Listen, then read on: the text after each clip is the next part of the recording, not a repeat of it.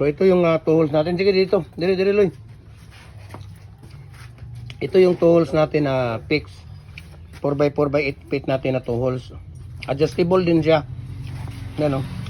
So ito yung tools natin. Ayan. Di ba? Ayan. Okay, meron pang isa doon. So available ito. Isang piraso ang available. Yan pa, oh. Okay, kung ano yung isa dyan.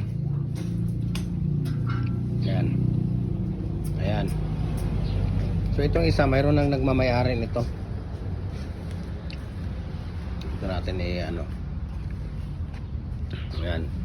Tools. Hindi, itabi nyo lang yan dyan. So adjustable to. Pwede ka na gumawa dito ng 4 feet, 5 feet, 6 feet, 7 feet hanggang 8 feet, no?